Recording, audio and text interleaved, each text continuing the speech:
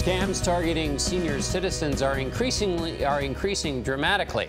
The Department of Justice says an estimated $3 billion are stolen from millions of seniors a year. Yesterday, the DOJ announced its largest fraud crackdown of its type in history. Paula Reid is outside the Department of Justice. She spoke to victims about how to protect yourself and your family. Paula, good morning. Good morning. Law enforcement officials tell me that scammers specifically target the elderly because they're thought to have large savings and also thought to be from a more trusting generation. They also tell me that these scams are becoming increasingly clever and sophisticated and that anyone can become a victim. I felt like the bottom had dropped out. You know, all the hope we had was gone. A scammer called Dorothy Lambing of Louisiana, saying she had won a prize worth thousands of dollars. All she had to do was purchase a 6-month supply of vitamins. The call came at a desperate time as she and her husband were battling cancer. I checked with the Better Business Bureau, and he was not listed with any complaints. And so I said, well, okay, it might be something true.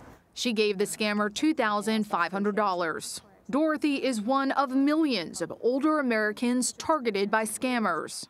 The Justice Department says fraudsters reach out with calls, emails, or regular mail, promising cash, valuable prizes, or good fortune if the recipient sends back a payment for processing fees, such as this mailing scheme by one network of scammers. According to court records, they mailed more than 950,000 fraudulent solicitations to 38 states. Like this one, promising a $3.3 million prize. It says, "A day you may remember for the rest of your life. Tell nobody." Since 2011, victims paid this network of scammers approximately $10 million. On Thursday, Attorney General Jeff Sessions announced criminal charges against over 200 scammers who mostly target the elderly. These defendants allegedly defrauded more than 1 million Americans of more than $500 million. He wants people to know there is help.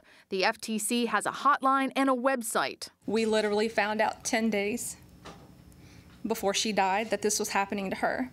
Angela Stonchik's grandmother, Marjorie, committed suicide with just $69 in her bank account after investing her money in a scam.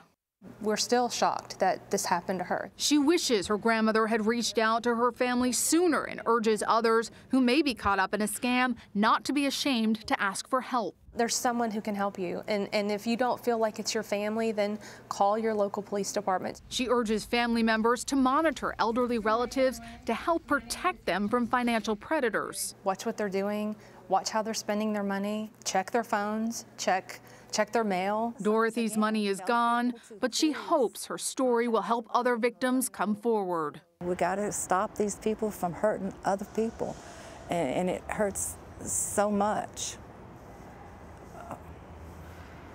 It hurts more than people know. Another way that elderly folks are exploited are through so-called grandparent schemes, where someone calls and tries to convince them that their grandchild has been arrested and needs money for bail. In fact, the Attorney General says he was in a meeting with one of his young staffers when she received a frantic call from her grandmother who thought she was in jail.